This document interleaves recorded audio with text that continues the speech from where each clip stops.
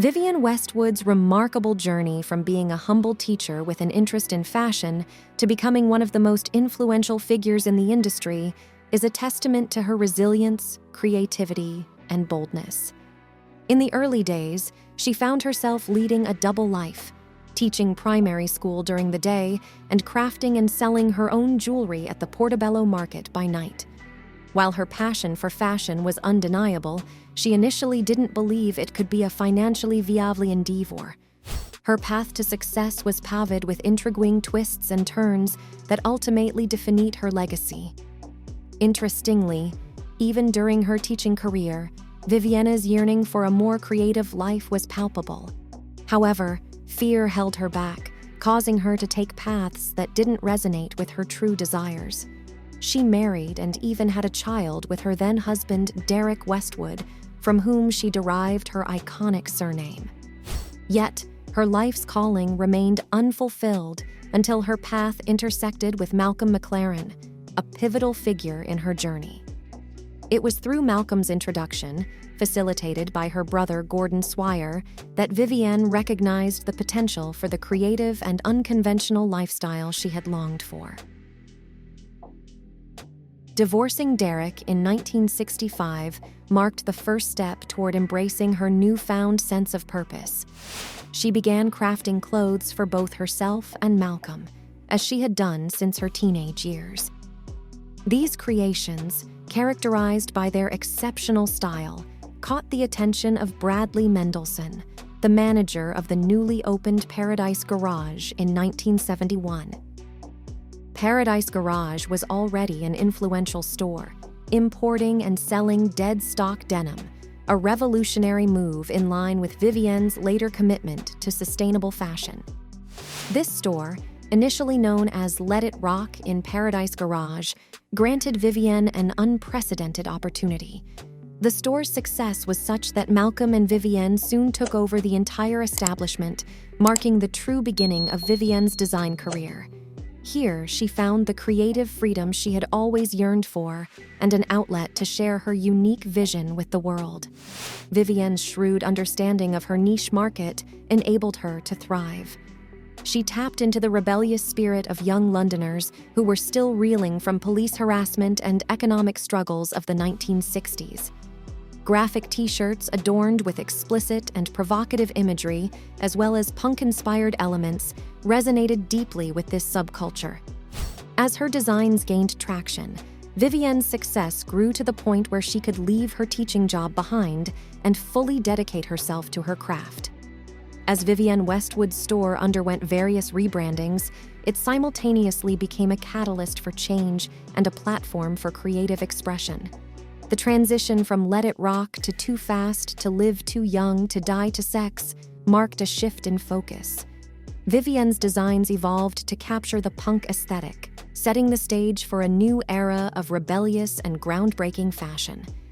Her ability to tap into the punk movement's energy and ethos attracted a dedicated following, while her unique branding strategies turned her store into a cultural phenomenon. The alignment of Vivienne's designs with the emerging punk movement reached a peak with the rise of the Sex Pistols, a band that she and Malcolm dressed and managed. The symbiotic relationship between the Sex Pistols and Vivienne's brand catapulted both to international fame.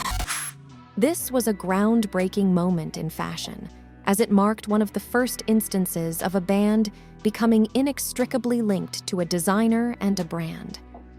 Vivienne's pioneering approach to celebrity endorsements and publicity paved the way for the Sex Pistols to become a vehicle for her designs and a conduit for her fashion philosophy. This unique strategy, combining music and fashion, is yet to be replicated in such a profound manner by any other designer. The disbandment of the Sex Pistols in 1978 marked a transition for Vivienne Westwood's brand. Recognizing her potential as a designer, Vivienne embarked on a journey to establish herself in the fashion industry. The renaming of her store to World's End in 1980 signified a new era, one where she aimed to be recognized as a serious and influential designer. Her debut collection at London Fashion Week for Autumn-Winter 1981, titled Piratus, was a turning point. The collection, characterized by vibrant colors, the iconic squiggle print, and a reimagining of historical garments, showcased her creative range and penchant for pushing boundaries. It aligned perfectly with the new romantic look of the early 1980s and solidified Vivienne Westwood's position as a trailblazing designer. Vivienne's relentless pursuit of her vision and her knack for anticipating cultural shifts and subversive movements continued to drive her success. Her ability to challenge norms, push boundaries, and align her brand with societal and cultural movements cemented her legacy as one of the fashion world's most enduring and influential figures.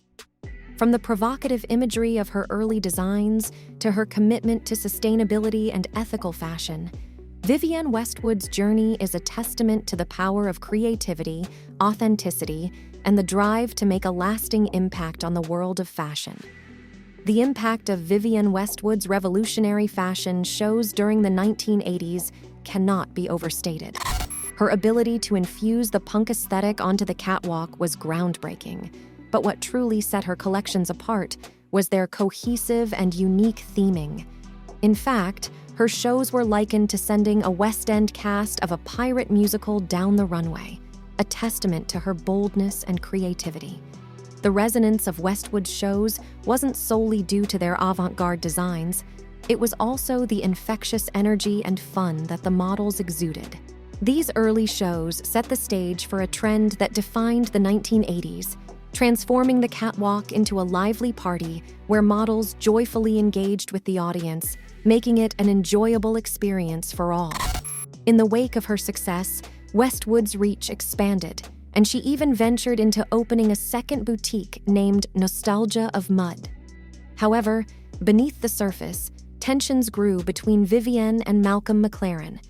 Their partnership, while fruitful creatively, was marred by Malcolm's jealousy and unkind remarks towards Vivienne. This eventually led to their separation, just as the Autumn-Winter 1983 collection was on the brink of being unveiled. With the Autumn-Winter 1983 collection, a new turn of events would propel Vivienne Westwood's brand to new heights. One of the pieces from this collection, part of her collaboration with Keith Haring, was worn by a young Madonna in the music video for her song Borderline. This seemingly small moment marked a significant turning point for Vivienne's brand. The exposure Madonna brought to her designs ignited a surge in product sales, pushing Westwood into the realm of household names. Vivienne's creative evolution continued, leading her to close the Nostalgia of Mud shop and relocate to Italy. In 1984, she debuted her first solo collection in Tokyo, showcasing her determination to carve her path in the fashion world.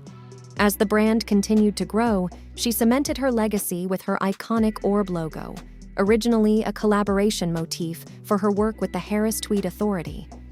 This logo, now synonymous with her brand, not only propelled her into fame, but also revitalized the Harris Tweed industry in Scotland.